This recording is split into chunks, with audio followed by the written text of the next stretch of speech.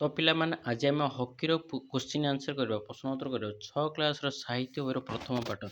ତ ଚାଲ କ'ଣ ଦେଇଛି କ୍ୱେଶ୍ଚିନ୍ ଆନ୍ସର କରିବା ହକିର। ତ ପିଲାମାନେ ପ୍ରଥମେ କ'ଣ ଦେଇଛି ଦେଖ, ପାଠ ଅନ୍ତର୍ଗତ ମୋ ବୁଝିବାରେ। ତ କ ନମ୍ବର କ'ଣ ଲେଖିଛି ଦେଖ କ୍ୱେଶ୍ଚିନ୍। ତ ପିଲାମାନେ କ ନମ୍ବର କ୍ୱେଶ୍ଚିନ୍ ଲେଖିଛି, ନିମ୍ନରେ ଦିଆଯାଇଥିବା ପ୍ରଶ୍ନ ଗୁଡ଼ିକର ଠିକ୍ ଉତ୍ତର ପାଖରେ ତାର ଷ୍ଟାର ଚିହ୍ନ ଦିଅ। ଏକ ନମ୍ବର କ୍ୱେଶ୍ଚିନ୍ କ'ଣ ଲେଖିଛି ଦେଖ ପିଲାମାନେ, ସ୍ୱାସ୍ଥ୍ୟ ହିଁ ସମ୍ପଦ, କାରଣ ସ୍ୱାସ୍ଥ୍ୟ ଠିକ୍ ଥିଲେ ଡ୍ୟାସ୍ ଦେଇଛି ପିଲାମାନେ, ସେ ଘରେ ଯେଉଁ 4ଟା ଅପସନ୍ ଦେଇଛି ସେ 4ଟା ଅପସନ୍ରୁ କୋଡ଼ାଲ ଗୋଟେ ଷ୍ଟାର ଚିହ୍ନ ଦେବ। ତ ଆର ଉତ୍ତର କ'ଣ ହେବ ଦେଖ, 3 ନମ୍ବର ଯେଉଁ ଦେଇଛି, ଆମେ ବିଭିନ୍ନ କାର୍ଯ୍ୟ କରିବାକୁ ସମର୍ଥ ହେଉ, ତ ସେଇଟା ହେବ ଷ୍ଟାର ଚିହ୍ନ। ତ ପିଲାମାନେ ଆମର ଦେହ ଯଦି ଭଲ ଥିଲେ ବିଭିନ୍ନ ପ୍ରକାର କାର୍ଯ୍ୟ କରିବା ନା, ପାଠ ପଢ଼ିପାରିବା, କାମ କରିପାରିବା, ସବୁ କରିପାରିବା ନା ନାହିଁ, ତ ସେଇଟା ହେବ 3 ନମ୍ବର, ସେ ଷ୍ଟାର ଚିହ୍ନ ଦେବ। ତ ଆନ୍ସର ହେବ ସେଇଟା, ତ ସେଇଟା ଲେଖିବ ପିଲାମାନେ 1 ନମ୍ବର। ତ ପିଲାମାନେ ଏବେ 2 ନମ୍ବର ଚାଲ ଏବେ ଦେଖିବା କ'ଣ ଲେଖା ହେଇଛି। ତ ପିଲାମାନେ 2 ନମ୍ବର ଲେଖା ହେଇଛି, ଲୋକମାନେ ମେଜର ଧ୍ୟାନଚାନ୍ଦଙ୍କୁ ହକିର ଯାଦୁକର ବୋଲି ଆଖ୍ୟା ଦେଇଥିଲେ କାରଣ। ତ କ'ଣ ଲେଖିବ ଉତ୍ତର ଦେଖ। ତ ପିଲାମାନେ ଆର ଉତ୍ତର ହେବ ଯେଉଁ 3 ନମ୍ବର ଲାଇନ୍ଟା କ'ଣ ଦେଇଛି ଦେଖ, ହକିରେ ସେ ଚମକପ୍ରଦ ଖେଳ ଖେଳୁଥିଲେ, ତ ଉତ୍ତର ସେଇଟା ହେବ। ତ ପିଲାମାନେ 3 ନମ୍ବର କ'ଣ ଦେଇଛି ଦେଖିବା ଚାଲ। ତ ପିଲାମାନେ 3 ନମ୍ବର ଲେଖା ହେଇଛି, ଉକ୍ତ ଉତ୍ତର ଗୁଡ଼ିକ କାହିଁକି ବାଛିଲ ତାହାର କାରଣ ତୁମ ସାଙ୍ଗମାନଙ୍କ ସହ ଆଲୋଚନା କର।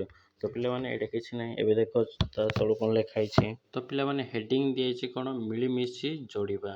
ତ ଏଇଟା ଦେଖ କ'ଣ ଲେଖିଛି, ପାଠର କିଛି ମନୋନୀତ ଶବ୍ଦ ନିମ୍ନ ଦିଆଯାଇଛି, ନିଜ ଦଳରେ ଏହା ଉପରେ ଆଲୋଚନା କରି ସେଗୁଡ଼ିକୁ ଠିକ୍ ଅର୍ଥ ବା ବାକ୍ୟ ସହିତ ଯୋଡ଼।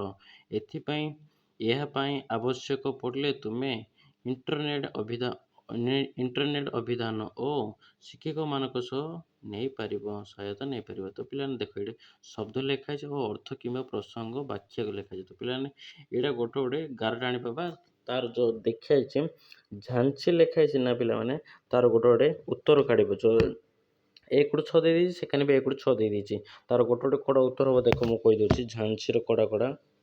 ତ ପିଲାମାନେ ସେଇଟାରେ କ୍ଲିୟର ଦେଖାଯିବନି, ମୁଁ ଏଇଟାରେ ସବୁ ଲେଖିଦେଇଛି ଦେଖ। 1 ନମ୍ବରଟା ଝାଞ୍ଚି, ସେଇଟା ଟିକେ ଭୁଲ ଅଛି, ହାଂସା ହେବ ଦେଖ। 1 ନମ୍ବରଟା 3 ନମ୍ବର ହେବ, କ'ଣ ହେବ, ହକି ଖେଳାଳି ଧ୍ୟାନଚାନ୍ଦଙ୍କ ଜନ୍ମସ୍ଥାନ ଅଟେ। ତାପରେ 2 ନମ୍ବରଟା ଶବ୍ଦରେ ଏକାନି କ'ଣ ଦିଆଯାଇଛି, ହକି ଷ୍ଟିକ୍ ଦିଆଯାଇଛି ନା ପିଲାମାନେ, ସେକାନିଟା କ'ଣ ହେବ 1 ନମ୍ବର ହେବ, ହକି ଖେଳାଳି ହାତରେ ଧରି ଖେଳୁଥିବା ବାଡ଼ିକୁ ବୁଝାଏ। 3 ନମ୍ବର କ'ଣ ଲେଖାଛି, ଟୋକିଓ ଅଛି, ତ ସେଇଟା 6 ନମ୍ବର ହେବ, ଏକ ସହର, ଏହା ଜାପାନର ରାଜଧାନୀ ଟୋକିଓ। 4 ନମ୍ବର ଏକାନି ଶବ୍ଦରେ କ'ଣ ଦିଆଯାଇଛି ଦେଖ, ବ୍ୟାୟାମ ଦିଆଯାଇଛି, ସେଇଟା ସେକେଣ୍ଡ କ'ଣ ହେବ, ଅର୍ଥ କିମ୍ବା ପ୍ରସଙ୍ଗ ବାକ୍ୟରେ ସେଇଟା ହେବ 2 ନମ୍ବର, ନିୟମିତ ଶାରୀରିକ ଅଙ୍ଗ ଚାଳନାରେ କୌଶଳ ହେବ। ତ 5 ନମ୍ବରଟା କ'ଣ ହେବ ଦେଖ, ମାଇକେଲ କିଣ୍ଟ ଦିଆଯାଇଛି ପିଲାମାନେ, ସେଇଟା 4 ନମ୍ବର ହେବ, ଓଡ଼ିଶାର ଜଣେ ହକି। ତ 6 ନମ୍ବରଟା କ'ଣ ଦେଇଛି, ଅଲିମ୍ପିକ୍ ଦେଇଛି ପିଲାମାନେ, ତ ସେଇଟା ହେବ 5 ନମ୍ବର, ଏକ ଅନ୍ତର୍ଜାତୀୟ ଖେଳ ଅନୁଷ୍ଠାନ, ଏହା ପ୍ରତି 4 ବର୍ଷରେ ଥରେ ଖେଳାଯାଇଥାଏ। ତ ପିଲାମାନେ ଏଇଟା ତାର ଗୋଟେ ଅର୍ଥକୁ ବୁଝାଉଛି। ତ ପିଲାମାନେ 1 ନମ୍ବରରୁ ଆରମ୍ଭ କରିକି 6 ନମ୍ବର ଯାଏଁ ଗୋଟେ ଲାଇନ୍ ଅନୁସାରେ ତାର ଲେଖିପାରିବ ସବୁ ଗୋଟେ। ଏବେ ଚାଲ ଦେଖିବା ନେକ୍ସଟ କ'ଣ ଦେଇଛି। ତ ନେକ୍ସଟ ପେଜ ଦିଆଯାଇଛି କ'ଣ ପିଲାମାନେ ଦେଖ, ବାକ୍ୟ ସମ୍ପର୍କିତ ଆଲୋଚନା। ହେଡ଼ିଂ ଦେଇଛି, ସେଇଟା କ'ଣ ଲେଖାଛି ଦେଖ, ଉକ୍ତ ବିଷୟରୁ ମନୋନୀତ କିଛି ବାକ୍ୟ ନିମ୍ନରେ ଦିଆଯାଇଛି, ଏହାକୁ ଧ୍ୟାନର ସହ ପଢ଼ ଏବଂ ଏହା ଉପରେ ଚିନ୍ତା କର, ତୁମର ଏହାର ଅର୍ଥ କ'ଣ ବୁଝିଲ ଦଳରେ ଆଲୋଚନା କରି ଲେଖ। ତ କ ନମ୍ବର କ୍ୱେଶ୍ଚିନ୍ କ'ଣ ଦେଇଛି ଦେଖ, ସ୍ୱାସ୍ଥ୍ୟ ଆମର ମୂଲ୍ୟ ସମ୍ପଦ। ତାପରେ ଖ ନମ୍ବର ବି ଲେଖିଛି, ଦର୍ଶକ ବୃନ୍ଦ ତାଙ୍କୁ ଏକ ସ୍ୱରରେ ହକି ଖେଳର ଯାଦୁକର ବୋଲି ଆଖ୍ୟା ଦେଇଥିଲେ। ତ ପିଲାମାନେ କ ନମ୍ବର କ'ଣ ଲେଖିଛି ଯେ, ସ୍ୱାସ୍ଥ୍ୟ ଆମର ଅମୂଲ୍ୟ ସମ୍ପଦ। ଆର ଉତ୍ତର କ'ଣ ଲେଖିବ ଦେଖ, କହିଦେଉଛି ଆର ଅର୍ଥ ଉତ୍ତର। ତ ପିଲାମାନେ କ ନମ୍ବର ଉତ୍ତର ଲେଖିବ, ଏହାର ଅର୍ଥ ହେଉଛି ଜଣେ ବ୍ୟକ୍ତି ପାଇଁ ତାର ସୁସ୍ଥ ସବୁଠାରୁ ବଡ଼ ସମ୍ପତ୍ତି। ଯଦି ସ୍ୱାସ୍ଥ୍ୟ ଭଲ ରହେ ତେବେ ମଣିଷ ଜୀବନର ସବୁକିଛି ହାସଲ କରିପାରିବ। ତ ପିଲାମାନେ କ ନମ୍ବର ଏମିତି ଉତ୍ତର ଲେଖିବ। ଚାଲ ଖ ନମ୍ବର ଦେଖିବା କ'ଣ ଲେଖା ହେଇଛି। ତ ପିଲାମାନେ ଖ ନମ୍ବର ଲେଖା ଅଛି, ଦର୍ଶକ ବୃନ୍ଦ ତାଙ୍କୁ ଏକ ସ୍ୱରରେ ହକି ଖେଳର ଯାଦୁକର ବୋଲି ଆଖ୍ୟା ଦେଇଥିଲେ। ଆର କ'ଣ ଲେଖିବ ଦେଖ, ମୁଁ କହିଦେଉଛି। ତ ପିଲାମାନେ ଖ ନମ୍ବର ଉତ୍ତର ଲେଖିବ, ଏହାର ଅର୍ଥ ହେଉଛି ହକି ଖେଳରେ ତାଙ୍କର ଅସାଧାରଣ ନୈପୁଣ୍ୟ ଓ କଳା କୌଶଳ ଦେଖି ସମସ୍ତ ଦର୍ଶକ ତାଙ୍କୁ ସମ୍ମାନର ସହ ହକିର ଯାଦୁକର ବୋଲି ସମ୍ବୋଧନ କରିଥିଲେ। ତ ପିଲାମାନେ ଏତିକି ଲେଖିବ ଖ ନମ୍ବର ଉତ୍ତର।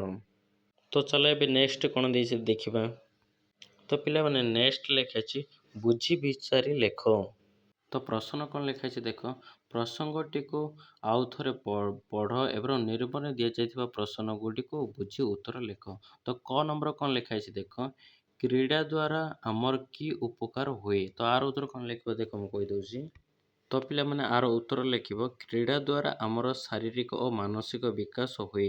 ଏହା ଶରୀରକୁ ସୁସ୍ଥ ଓ ସବୁଜ ସରଳ ରଖିବା ସହ ଶୃଙ୍ଖଳା, ଜ୍ଞାନ, ସହନଶୀଳତା ଏବଂ ଦଳଗତ ମନୋଭାବ ବୃଦ୍ଧି କରିବାର ସାହାଯ୍ୟ କରେ। ତ ପିଲାମାନେ କ ନମ୍ବର ଉତ୍ତର ଏମିତି ଲେଖିବ। ତ ଖ ନମ୍ବର କ'ଣ ଲେଖା ହେଇଛି ଚାଲ ଦେଖିବା। ଖ ନମ୍ବର ଲେଖା ହେଇଛି ଦେଖ ପିଲାମାନେ। ତ ପିଲାମାନେ ଖ ନମ୍ବର ଲେଖା ହେଇଛି, ଝାନିସ୍ ବୀର କିଏ? ହକି ଖେଳ ପ୍ରତି ତାଙ୍କର ଅବଦାନ ସମ୍ପର୍କରେ ଲେଖ। ତ ଚାଲ ଆର ଉତ୍ତର ଲେଖିବା। ତ ପିଲାମାନେ ଆର ଉତ୍ତର ଲେଖ, ଝାନିସ୍ ବୀର ହେଉଛନ୍ତି ବିଶ୍ୱ ପ୍ରସିଦ୍ଧ ହକି ଖେଳାଳି ଧ୍ୟାନଚାନ୍ଦ ଅବଦାନ। ସେ ଭାରତକୁ ହକି ଖେଳରେ ଲଗାତାର 3ଟି ଅଲିମ୍ପିକ୍ ପଦକ 1928, 1932 ଏବଂ 1937 ଜିତାଇବାର ମୁଖ୍ୟ ଭୂମିକା ଗ୍ରହଣ କରିଥିଲେ।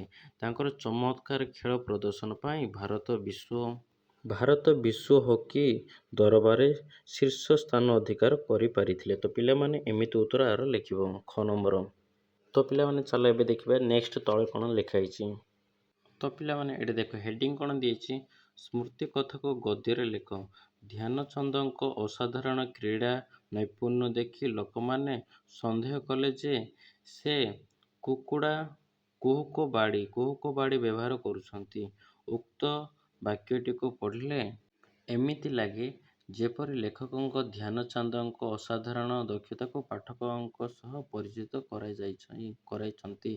ତୁମେ ଯଦି ଧ୍ୟାନ ଦେବ ତେବେ ଏହି ପାଠରେ ଏପରି ଅନେକ ବିଶେଷ କଥା ତୁମ ନଜରକୁ ଆସିବ। ଏହା ପାଠକୁ ଆଉଥରେ ପଢ଼। ତ କ ନମ୍ବର କ'ଣ ଲେଖା ହେଇଛି ଦେଖ, ସାଙ୍ଗମାନଙ୍କ ସହ ଦଳରେ ବସି ଏହି ପ୍ରସଙ୍ଗରେ ଥିବା ବିଶେଷ କଥାକୁ ଆଲୋଚନା କରି ତାଲିକା ପ୍ରସ୍ତୁତି କର। ତ ପିଲାମାନେ ଆର କ ନମ୍ବର ଉତ୍ତର କେମିତି ଲେଖିବ ମୁଁ ଭଲ ଭାବରେ ପୁରା ସଠିକ୍ ଭାବରେ ବୁଝିରେ ଆପଣଙ୍କୁ କହିଦେଉଛି ଦେଖ। ତ ପିଲାମାନେ କ ନମ୍ବର ଉତ୍ତର ଲେଖିବ, ଦିଆଯାଇଥିବା ପ୍ରଶ୍ନ ଅନୁସାରେ ମେଜର ଧ୍ୟାନଚନ୍ଦଙ୍କ ଜୀବନ ଓ ତାଙ୍କ ଅସାଧାରଣ କ୍ରୀଡ଼ା ନୈପୁଣ୍ୟକୁ ଆଧାର କରି ଏକ ବିଶେଷ ତଥ୍ୟର ତାଲିକା ନିମ୍ନରେ ପ୍ରସ୍ତୁତ କରାଗଲା। ତ ଦେଖ 1 ପଏଣ୍ଟରେ କ'ଣ ଲେଖିବ ମୁଁ କହିଦେଉଛି ତାଲିକା ପ୍ରସ୍ତୁତି କରିକିରି। ତ ପିଲାମାନେ କ ନମ୍ବରରେ ହେଡ଼ିଂ ଦେବ, ଧ୍ୟାନଚନ୍ଦଙ୍କ ସମ୍ପର୍କିତ ବିଶେଷ କଥାରେ ତାଲିକା। ତ ଲେଖିବ ହକିରେ ଯାଦୁକର, ତାଙ୍କର ଅଦ୍ଭୁତ ଖେଳ ପାଇଁ ତାଙ୍କୁ ହକିରେ ଯାଦୁକର କୁହାଯାଏ। ତାପରେ 2 ପଏଣ୍ଟ କ'ଣ ଲେଖିବ, ଅଲିମ୍ପିକ୍ ସ୍ୱର୍ଣ୍ଣ ପଦକ ଯେ ଭାରତକୁ 1928, 1932 ଓ 1936 ଅଲିମ୍ପିକରେ ସ୍ୱର୍ଣ୍ଣ ପଦକ ଜିତାଇଥିଲେ। ତ ଏମିତି ଲେଖିବ। ତା ତଳୁ ଆଉ କ'ଣ ଲେଖିବ ଦେଖ କହିଦେଉଛି। ତ ପିଲାମାନେ ତା ତଳୁ ଆଉ ଗୋଟେ ପଏଣ୍ଟ ଲେଖିବ, କୁହୁକ ବାଡ଼ିର ଭ୍ରମ, ତାଙ୍କ ଚମତ୍କାର ବଲ୍ ନିୟନ୍ତ୍ରଣ ଦେଖି ଲୋକେ ତାଙ୍କ ଭଳି ବାଡ଼ିରେ ଚୁମ୍ବକ ଥିବା ସନ୍ଦେହ କରୁଥିଲେ। ତା ତଳୁ ଆଉ ଗୋଟେ ପଏଣ୍ଟ ଲେଖିବ, ଉଚ୍ଚ ପ୍ରଶାସିତ ଜର୍ମାନୀରେ ଶାସକ ଆଡଲଫ ହିଟଲର ମଧ୍ୟ ତାଙ୍କ ଖେଳରେ ମୁଗ୍ଧ ହୋଇଯାଇଥିଲେ। ତା ତଳୁ ଆଉ କ'ଣ ଲେଖିବ ଦେଖ କହିଦେଉଛି। ତ ପିଲାମାନେ ଏଇ ଯେଉଁ ସବୁ ତଳୁ ଗୋଟେ ପଏଣ୍ଟ କରି ତାଲିକା ଲେଖିବ। ତା ତଳେ ଦେଖ କ'ଣ ଲେଖିବ, ଦେଶ ପ୍ରେମରେ ପ୍ରତୀକ ଦେବ ପଏଣ୍ଟ ଦେବ। ତାପରେ ହିଟଲରଙ୍କ ଦ୍ୱାରା ଜର୍ମାନୀ ନାଗରିକତ୍ୱ ଓ ସେନାରେ ଉଚ୍ଚ ପଦବୀର ପ୍ରସ୍ତାବକୁ ସେ ଯେ ଅତି ସହଜରେ ପ୍ରତ୍ୟାଖ୍ୟାନ କରିଥିଲେ। ତା ତଳୁ ଲେଖିବ, ରାଷ୍ଟ୍ରୀୟ କ୍ରୀଡ଼ା ଦିବସ, ତାଙ୍କ ଜନ୍ମଦିନ ଅଗଷ୍ଟ 29କୁ ପ୍ରତିବର୍ଷ ଭାରତର ରାଷ୍ଟ୍ରୀୟ କ୍ରୀଡ଼ା ଦିବସ ଭାବେ ପାଳନ କରାଯାଇଥାଏ। ତ ପିଲାମାନେ ଏମିତି ଗୋଟେ ତଳୁ ତାର ପଏଣ୍ଟ କରିକି ଲେଖିବ। ତାପରେ ଦେଖ ଖ ନମ୍ବର କ'ଣ ଦେଇଛି ଦେଖ, ଖ ନମ୍ବର ଲେଖା ହେଇଛି ପିଲାମାନେ, ପ୍ରସ୍ତୁତ କରିଥିବା ତାଲିକାକୁ ଶ୍ରେଣୀରେ ଉପସ୍ଥାନ କର। ତ ପିଲାମାନେ କ ନମ୍ବରଟା ତ ଲେଖିଲନି କି ତାର ଆନ୍ସରଟା, ସେଇଟା ଖ ନମ୍ବରରେ ତାଲିକା ପ୍ରସ୍ତୁତି ବା ଦେଖିପାରିବ ତୁମ ସାରଙ୍କୁ। ଏଇଟା ସରିଲା ପିଲାମାନେ। ତା ତଳୁ ଦେଖ କ'ଣ ଲେଖା ଅଛି, ଯୋଡ଼ି ଶବ୍ଦ। କ ନମ୍ବର କ'ଣ ଲେଖା ଅଛି ଦେଖ ପିଲାମାନେ, ଆମ୍ଭେମାନେ ମନେ ରଖିବା ଯେ ଖେଳା ଖେଳି ଅତ୍ୟଧିକ ହାଲିଆ ହେବା ପର୍ଯ୍ୟନ୍ତ ଖେଳିବା ଉଚିତ ନୁହେଁ। ଏହା ବାକ୍ୟରେ ଖେଳା ଖେଳି ଗୋଟିଏ ଯୋଡ଼ି ଶବ୍ଦ ପିଲାମାନେ କୁହାଯାଇଛି। ତାପରେ ଯେଉଁଥିରେ ଗୋଟିଏ ଶବ୍ଦକୁ 2 ଥର ବ୍ୟବହାର କରାଯାଇଛି ଏହାକୁ ଯୁଗ୍ମ ଶବ୍ଦ କୁହାଯାଏ। ତ ପିଲାମାନେ ଖେଳା ଖେଳି ଏଇଟା 2ଟା ଶବ୍ଦ ମିଶେଇଛି ନା, ତ ଏଇଟା ଯୁଗ୍ମ ଶବ୍ଦ ହେଉଛି। ତୁମେମାନେ ମଧ୍ୟ ଏହିପରି 5ଟି ଯୁଗ୍ମ ଶବ୍ଦ ଲେଖ। ତ ପିଲାମାନେ ଦେଖ 5ଟା ମୁଁ ଯୁଗ୍ମ ଶବ୍ଦ କହିଦେଉଛି କିପରି ଲେଖିବ। ତ ପିଲାମାନେ ଏହିପରି ଲେଖିବ, ଧୀରେ ଧୀରେ, କାନ୍ଦି କାନ୍ଦି, ହସି ହସି, ଚାଲି ଚାଲି, ଦେଖି ଦେଖି। ତ ପିଲାମାନେ ଏହିପରି ଯୋଡ଼ି ଶବ୍ଦ 5ଟା ଲେଖିବ। ତା ତଳେ ଦେଖ କ'ଣ ଲେଖା ହେଇଛି କୋଶ୍ଚିନ୍। ତ ପିଲାମାନେ ଖ ନମ୍ବର କୋଶ୍ଚିନ୍ କ'ଣ ଲେଖା ହେଇଛି ଦେଖ। ହକି ଖେଳରେ ନିୟମ କାନୁନ ପ୍ରସ୍ତୁତି ହୋଇଥାଏ। ଏହି ବାକ୍ୟରେ ମଧ୍ୟ ତୁମେ ଗୋଟିଏ ଯୁଗ୍ମ ଶବ୍ଦ ଦେଖିପାରୁଛ, କିନ୍ତୁ ଏହି ଯୁଗ୍ମ ଶବ୍ଦର ଦୁଇଟି ଯାକ ଭିନ୍ନ ଅଟନ୍ତି, ଅର୍ଥାତ୍ ସମାନ ନୁହନ୍ତି। ତୁମେମାନେ ମଧ୍ୟ ଏହିପରି 5ଟି ଯୁଗ୍ମ ଶବ୍ଦ ଲେଖ, ଯେଉଁଥିରେ ଦୁଇଟି ଯାକ ଶବ୍ଦ ଭିନ୍ନ ହୋଇଥିବ। ତ ଉତ୍ତର କ'ଣ ଲେଖିବ ଦେଖ କହିଦେଉଛି ଖ ନମ୍ବର। ତ ପିଲାମାନେ 5ଟି ଲେଖିବ ଅର୍ଥବାଚକ ଶବ୍ଦର ଭିନ୍ନ। ଦେଖ ହାଟ ବଜାର, ତାପରେ ବାସନ କୁସନ, ପାଠଶାଳା, ପିଲାପିଲି, ଲୁଗାପଟା। ତ ପିଲାମାନେ ଖ ନମ୍ବର ଏମିତି ଲେଖିବ 5ଟି ଯୁଗ୍ମ ଶବ୍ଦ। ଏବେ ଚାଲ ଗ ନମ୍ବର ଦେଖିବା କ'ଣ ଲେଖା ହେଇଛି। ତ ଗ ନମ୍ବର କ'ଣ ଲେଖା ହେଇଛି ଦେଖ ପିଲାମାନେ। ଟେବୁଲ ଟେନିସ୍, ପୁଚି ପ୍ରଭୃତି ଖେଳ ଉଭୟ ଘର ଭିତରେ ଓ ବାହାରେ ଖେଳାଯାଏ। ଦେଖ ଏହି ବାକ୍ୟଟିରେ ଯେଉଁ ଶବ୍ଦ ଦୁଇଟି ଦଳ ଗାର ଦିଆଯାଇଛି ତାକୁ ଧ୍ୟାନର ସହ ପଢ଼। ଆମେ ଏହି ଶବ୍ଦକୁ ମଧ୍ୟ ଏହିପରି ଲେଖିପାରିବା ଯେପରି ଭିତର ବାହାରେ। ଏହା ଏକ ଯୋଡ଼ି ବା ଯୁଗ୍ମ ଶବ୍ଦ। ଏହି ଶବ୍ଦଟି ପରସ୍ପର ବିପରୀତ ଅର୍ଥକୁ ବୁଝାଉଛି। ନିମ୍ନରେ ଦିଆଯାଇଥିବା ଶବ୍ଦଗୁଡ଼ିକ ଯୁଗ୍ମ ଶବ୍ଦର ପ୍ରକାଶ କର। ଦେଖ ଏଇଟା ଦିଆଯାଇଛି ପିଲାମାନେ କେତେଟା ଯୁଗ୍ମ ଶବ୍ଦ। ଭଲ ମନ୍ଦ, ରାଜା ଓ ପ୍ରଜା, ଆକାଶ ଓ ପାତାଳ, ଗୁରୁ ଓ ଶିଷ୍ୟ, ତାପରେ ଆୟ ଓ ବ୍ୟୟ, ତାପରେ ଜନ୍ମ ଓ ମୃତ୍ୟୁ। ତ ପିଲାମାନେ ଏଇଟା କେତେଟା ଯୁଗ୍ମ ଶବ୍ଦ 6ଟି ଦେଇଛି। ତ ଚାଲ ଏବେ ଉତ୍ତର ଆର କରିବା। ତ ପିଲାମାନେ ଆର ଉତ୍ତର ଲେଖିବ ଦେଖ ମୁଁ କହିଦେଉଛି। ତ ପିଲାମାନେ କ'ଣ ଦେଇছে ଫାଷ୍ଟ ଭଲ ମନ୍ଦ ଲେଖିବ। ରାଜା ଓ ପ୍ରଜା, ରାଜା ପ୍ରଜା, ତାପରେ ଆକାଶ ଓ ପାତାଳ, ଗୁରୁ ଓ ଶିଷ୍ୟ, ଆୟ ଓ ବ୍ୟୟ, ଜନ୍ମ ଓ ମୃତ୍ୟୁ। ତ ପିଲାମାନେ ଗ ନମ୍ବର ଉତ୍ତର ଏମିତି ଲେଖିବ ଗୋଟେ କରିକି। ଏବେ ଚାଲ ତଳେ କ'ଣ ଲେଖା ହେଇଛି ଦେଖିବା। ତ ପିଲାମାନେ ନେକ୍ସଟ କ୍ୱେଶ୍ଚିନ୍ ଦେଇଛି କ'ଣ ଦେଖ। କଥା ଉପରେ ଗୁରୁତ୍ୱ। ଧ୍ୟାନଚନ୍ଦ ହିଁ ଆମ କ୍ରୀଡ଼ା ଜଗତର ଏକ ଅମିଳନୀ ପ୍ରତିଭା। ଧ୍ୟାନଚନ୍ଦ ଆମ କ୍ରୀଡ଼ା ଜଗତର ଏକ ଅମିଳନୀ ପ୍ରତିଭା ଦେଇଛି। ତ ପିଲାମାନେ ଏହି ଦୁଇଟି ବାକ୍ୟରେ କ'ଣ ପାର୍ଥକ୍ୟ ରହିଛି ଏଥିପ୍ରତି ଧ୍ୟାନ ଦିଅ ଓ କୁହ। ଠିକ୍ ଭାବରେ ଚିହ୍ନଟ କର। ଦ୍ୱିତୀୟ ବାକ୍ୟରେ ଗୋଟିଏ ଶବ୍ଦ କମ୍ ଅଛି।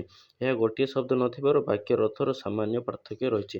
ଆମେ ନିଜର କଥା ଉପରେ ଗୁରୁତ୍ୱ ଦେବା ପାଇଁ କିଛି ଜିନିଷ ଶବ୍ଦକୁ ପ୍ରୟୋଗ କରୁ। ତ ପିଲାମାନେ ଏଇଟାରେ କିଛି କ୍ୱେଶ୍ଚିନ୍ ଆନ୍ସର ଦେଇନି। ତ ଚାଲ ଏବେ ନେକ୍ସଟ ତଳ କ'ଣ ଦେଇଛି ଦେଖିବା। ତ ପିଲାମାନେ ନେକ୍ସଟ ଲେଖା ହେଇଛି ପାଠ ବାହାର ତୁମ କଥା। ଦେଖ କ ନମ୍ବର କ୍ୱେଶ୍ଚିନ୍ କ'ଣ ଲେଖିଛି। ତୁମେ ବଡ଼ ହେଲେ ଜଣେ ହକି ଖେଳାଳି ହେବ, ତେଣୁ ଏହି ଖେଳର ନିୟମ ଗୁଡ଼ିକ ଲେଖ। ତ ଚାଲ ଆର ଗୋଟେ ନିୟମ ଗୁଡ଼ିକ ଲେଖିବା ଉତ୍ତର। ତ ପିଲାମାନେ କ ନମ୍ବର ଉତ୍ତର ଲେଖିବ। ହକି ଖେଳରେ କେତେକ ମୁଖ୍ୟ ନିୟମ ଗୁଡ଼ିକ ହେଲା 1 ପଏଣ୍ଟ ଦେଇ ଲେଖିବ ଏହି ଖେଳ 2ଟି ଦଳ ମଧ୍ୟରେ ଖେଳାଯାଏ। ତାପରେ ପ୍ରତ୍ୟେକ ଦଳରେ 11 ଜଣ ଲେଖାଏଁ ଖେଳାଳି ଥାନ୍ତି। ତାପରେ 3 ନମ୍ବର ପଏଣ୍ଟ ଲେଖିବ ଖେଳାଳିମାନେ କେବଳ ହକି ବାଡ଼ି ଷ୍ଟିକ୍ ସାହାଯ୍ୟରେ ବଲକୁ ମାରିପାରିବେ। ତାପରେ ନେକ୍ସଟ 4 ପଏଣ୍ଟ ଲେଖିବ। ତ 4 ନମ୍ବର ପଏଣ୍ଟ ଲେଖିବ ଗଲ୍ ପରିକୁ ଛାଡ଼ି ଅନ୍ୟ କୌଣସି ଖେଳାଳି ବଲକୁ ହାତ କିମ୍ବା ଗୋଡ଼ରେ ଛୁଇଁପାରିବ ନାହିଁ। ତାର 5 ପଏଣ୍ଟ ଲେଖିବ ନିର୍ଦ୍ଧାରିତ ସମୟ ମଧ୍ୟରେ ଯେଉଁ ଦଳ ଅଧିକ ଗୋଲ୍ କରିବ ସେହି ଦଳ ବିଜୟ ହୁଏ। ତ ପିଲାମାନେ କ ନମ୍ବର ଉତ୍ତର ଏମିତି ଲେଖିବ ସବୁ। ତ ଖ ନମ୍ବର କ୍ୱେଶ୍ଚିନ୍ କ'ଣ ଦେଇଛି ଦେଖ। ତୁମକୁ କେଉଁ ଖେଳ ଏବଂ କେଉଁ ଖେଳାଳି ସବୁଠାରୁ ଭଲ ଲାଗେ, କାହିଁକି? ତ ଚାଲ ଆର ଉତ୍ତର ଲେଖିବା। ତ ପିଲାମାନେ ଆର ଉତ୍ତର ଲେଖିବ ଏହା ଏକ ବ୍ୟକ୍ତିଗତ ତମ ଯେଉଁ ମନପସନ୍ଦର ଯିଏ ଖେଳ ଭଲ ଲାଗେ ତାର ନାଁ ଲେଖିବ। ତାପରେ 1 ପଏଣ୍ଟ ଲେଖିବ ମୋତେ କ୍ରିକେଟ ଖେଳ ସବୁଠାରୁ ଭଲ ଲାଗେ। ତାପରେ ଦ୍ୱିତୀୟ ପଏଣ୍ଟ ଲେଖିବ ମୋର ପ୍ରିୟ ଖେଳ ହେଉଛନ୍ତି ବିରାଟ କୋହଲି ବିଷୟରେ ଯଦି ଲେଖିଥିଲେ ବିରାଟ କୋହଲି ଲେଖିବ। ତାପରେ କାହିଁକି ପସନ୍ଦ ଲାଗେ, କାରଣ ସେ ବହୁତ ଭଲ ବ୍ୟାଟିଂ କରନ୍ତି ଏବଂ ତାଙ୍କର ଖେଳିବା ଶୈଳୀ ତଥା ପଡ଼ିଆର ତାଙ୍କର ଶୃଙ୍ଖଳା ମୋତେ ବହୁତ ପ୍ରେରଣା ଦିଏ। ତ ଉତ୍ତର ଏମିତି ଲେଖିବ ଖ ନମ୍ବର। ଏ ଦେଖ ନେକ୍ସଟ କ୍ୱେଶ୍ଚିନ୍ କ'ଣ ଦେଇଛି। ତ ପିଲାମାନେ ହେଡ଼ିଂ ଦେଇଛି ସମାଚାରପତ୍ର ଓ ସମ୍ବାଦପତ୍ର। କ ନମ୍ବର କ୍ୱେଶ୍ଚିନ୍ କ'ଣ ଲେଖାଯାଇଛି ଦେଖ। ତୁମେ ସମ୍ବାଦପତ୍ର ପଢ଼ କି? ସମ୍ବାଦପତ୍ର ଗୁଡ଼ିକର ପ୍ରତିଦିନ ଖେଳ ସମ୍ବାଦ ଗୁଡ଼ିକ ପାଇଁ ଗୋଟିଏ ପୃଷ୍ଠା ପ୍ରକାଶିତ ହୋଇଥାଏ।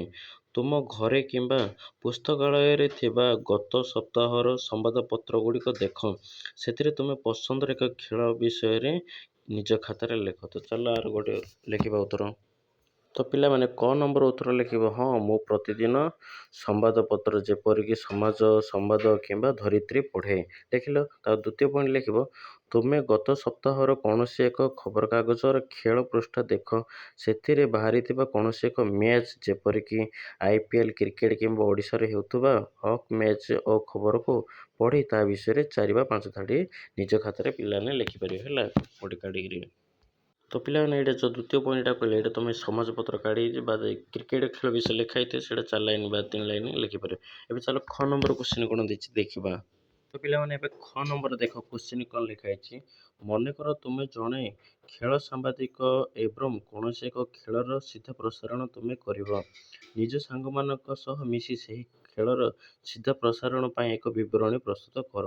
ଦେଖ ଏଠାରେ ସୂଚନା ଦେଇଦେଇଛି ଏହି କାର୍ଯ୍ୟର କ୍ରମ ଆକାଶବାଣୀ କିମ୍ବା ଦୂରଦର୍ଶନ। ଏଇଟା ପରେ ଖ ନମ୍ବର ଏବେ ଦେଖ ଆନ୍ସର ମୁଁ କହିଦେଉଛି ଏହାର। ତ ପିଲାମାନେ ଖ ନମ୍ବର ଉତ୍ତର ଲେଖିବ କ୍ରିକେଟ ମ୍ୟାଚ୍ର ଧରା ବିବରଣୀ ଉଦାହରଣ। ଦେଖ ନମସ୍କାର ବନ୍ଧୁଗଣ, ଆଜିର ଏହି ରୋମାଞ୍ଚକର କ୍ରିକେଟ ମ୍ୟାଚ୍କୁ ଆପଣମାନଙ୍କୁ ସ୍ୱାଗତ। ବର୍ତ୍ତମାନ ପଡ଼ିଆ ମଝିରେ ଦୁଇ ଦଳର ଅଧିନାୟକ ଟସ୍ ପାଇଁ ପ୍ରସ୍ତୁତ ଅଛନ୍ତି। ମେଘୁଆ ପାଗ ଥିବାରୁ ଯିଏ ଟସ୍ ଜିତିବ ସେ ପ୍ରଥମେ ବ୍ୟାଟିଂ କରିବାକୁ ନିଷ୍ପତ୍ତି ନେଇପାରିବ। ସାଙ୍ଗମାନେ ଆଜିର ମ୍ୟାଚ୍ ବହୁତ କଡ଼ାକଡ଼ି ହେବାକୁ ଯାଉଛି। ଚାଲନ୍ତୁ ଦେଖିବା କେଉଁ ଦଳ ଆଜି ବିଜୟୀ ହେଉଛି। ତ ପିଲାମାନେ ଖ ନମ୍ବର ଉତ୍ତର ଏମିତି ଲେଖିବ। ଏବେ ଦେଖ ନେକ୍ସଟ କ'ଣ ଦେଇଛି। ତ ପିଲାମାନେ ଏହିପରି ଭାବରେ ଖ ନମ୍ବର ଏବେ ଉତ୍ତର ଏବେ ସରିଲା। ଏବେ ଦେଖ ତା ତଳେ କ'ଣ ଲେଖା ହେଇଛି। ତ ପିଲାମାନେ ନେକ୍ସଟ ଲେଖା ହେଇଛି ଡାଏରୀ ଲେଖନ। ଦେଖ କ'ଣ ଲେଖା ହେଇଛି। କେତେକ ଲୋକ ପ୍ରତିଦିନ ତାଙ୍କ ଜୀବନରେ ସେହି ଘଟିଥିବା ଘଟଣାବଳୀ ଦେଖିବାକୁ କଥାକୁ ଲେଖି ରଖିଛନ୍ତି। ତାହାକୁ ଡାଏରୀ ଲେଖନ କୁହାଯାଏ। ତ ପିଲାମାନେ ଏଇଟା ଲେଖା ହେଇଛି ତୁମେ ନିଜ ମନର କଥା ଏବଂ ଚିନ୍ତାଧାରା ଲେଖିବାକୁ ଚାହୁଁଛ? ଯଦି ହଁ, ଯେତେବେଳେ ଆଜିଠାରୁ ହଁ ଲେଖା ଆରମ୍ଭ କର। ତ ପିଲାମାନେ ଏଇଟା ତୁମେ ନିଜ ବିଷୟରେ ଡାଏରୀ ଲେଖିବ। ତ ଏଇଟା କିଛି କ୍ୱେଶ୍ଚିନ୍ ଆନ୍ସର ଦେଇନି। ଏବେ ଦେଖ ନେକ୍ସଟ କ'ଣ ଦେଇଛି ଦେଖିବା ଚାଲ। ତ ପିଲାମାନେ ଏବେ ନେକ୍ସଟ ପେଜ ଦେଇଛି କହିଲ ଦେଖି। ଏଠାରେ ଏକ ଆକର୍ଷଣୀୟ ରାସ୍ତା ଖୋଜା ଖେଳଚିତ୍ର ଦେଖାଯାଇଛି। ଏଥିରେ 3 ଜଣ ଖେଳାଳି ଅଛନ୍ତି। କେଉଁ ଖେଳାଳି ଜଣକ ଗୋଲ୍ କରିପାରିବ ତାହାର ରାସ୍ତା ତୁମେ ଖେଳ। ତ ପିଲାମାନେ ଏଇଟା ଚିତ୍ର ଦେଇଛି। ଖେଳଟା ତୁମେ ଦେଖିରେ ତାର କହିବ। ତ ଏଇଟା ବି କ୍ୱେଶ୍ଚିନ୍ ଆନ୍ସର କିଛି ଦେଇନି। ଏବେ ଚାଲ ଏବେ ନେକ୍ସଟ ଦେଖିବା। ଝରକାକୁ ଏଇଟା ବି କିଛି କ୍ୱେଶ୍ଚିନ୍ ଆନ୍ସର ଦେଇନି। ଏବେ ଚାଲ ନେକ୍ସଟ ଦେଖିବା। ତ ପିଲାମାନେ ନେକ୍ସଟ ପେଜ ଦେଖ ଏଇଟା ଦେଇଛି ଖେଳ ବିଷୟରେ, ଯେଉଁ ଗାଁ ଗହଳି ଯେଉଁ ଖେଳ ହେଉଛି ସେଇ ଖେଳ ବିଷୟରେ ଦେଇଛି। ତ ଏଇଟା ବି କ୍ୱେଶ୍ଚିନ୍ ଆନ୍ସର ଦେଇନି। ଏବେ ନେକ୍ସଟ ପେଜ ଦେଖ। ତ ପିଲାମାନେ ନେକ୍ସଟ ଟପିକ ଦେଇଛି ଦେଖ ବୁଝ ଓ କର। ଦେଖ କ ନମ୍ବର କ୍ୱେଶ୍ଚିନ୍ କ'ଣ ଲେଖିଛି। ତୁମେ ଏହି ଖେଳର ନିୟମକୁ ଭଲ ଭାବେ ପଢ଼ିଲ ଏବଂ ବୁଝିଲ। ବର୍ତ୍ତମାନ ତୁମ ସାଙ୍ଗମାନଙ୍କ ସହ ଦାଣ୍ଡି କିମ୍ବା ଗୋଥ ଖେଳଟିକୁ ଖେଳ। ତ ପିଲାମାନେ ଏଇଟା ବି କିଛି କ୍ୱେଶ୍ଚିନ୍ ଆନ୍ସର ଦେଇନି। କ ନମ୍ବର ବି ଖ ନମ୍ବର ବି ଏଇଟା ଯେଉଁ ନିୟମ ଯେଉଁ ଖେଳ ଯେଉଁ ଦେଇଛି ସେଇ ଖେଳ ଖେଳିବାକୁ କହିଛି, ନିଜ ଖେଳିପାରିବ। ତାପରେ ଏବେ ଦେଖ ଅନୁଷ୍ଠାନ କରିବା କ'ଣ ଲେଖା ହେଇଛି। ତ ପିଲାମାନେ ନେକ୍ସଟ ଟପିକ ଲେଖା ହେଇଛି ଅନୁସନ୍ଧାନ କରିବା। ଦେଖ କ'ଣ ଲେଖା ହେଇଛି। ନିର୍ମର ହକି ଖେଳ ଅଲିମ୍ପିକ ଓ ଧ୍ୟାନଚାନ୍ଦଙ୍କ ବିଷୟ ଆଧାରିତ କିଛି ପ୍ରସଙ୍ଗ ପ୍ରଦାନ କରାଯାଇଛି। ସେ ବିଷୟରେ ପାଠାଗାର ଓ ଇଣ୍ଟରନେଟକୁ ଖୋଜି ପଢ଼ ଓ ଲେଖ। ତ ଦେଖ ପ୍ରଥମେ କ'ଣ ଦେଇଛି। ହକିର ଯାଦୁକର ମେଜର ଧ୍ୟାନଚାନ୍ଦ। ତ ଆ ବିଷୟରେ ଗୋଟେ ଲେଖିବାକୁ ପଡ଼ିବ। ତ ଦେଖ ମୁଁ ଫାଷ୍ଟ କହିଦେଉଛି କ'ଣ ଲେଖିବ। ତ ପିଲାମାନେ 1 ନମ୍ବରଟା ହକି ଯାଦୁକର ମେଜର ଧ୍ୟାନଚାନ୍ଦ ବିଷୟରେ ଲେଖାଯାଇଛି। ତ ଆର ଉତ୍ତର ଲେଖିବ ପରିଚୟ। ମେଜର ଧ୍ୟାନଚାନ୍ଦ ଭାରତର ଜଣେ ମହାନ ହକି ଖେଳାଳି ଥିଲେ। 2 ପଏଣ୍ଟ ଲେଖିବ ଯାଦୁକର ଆଖ୍ୟା।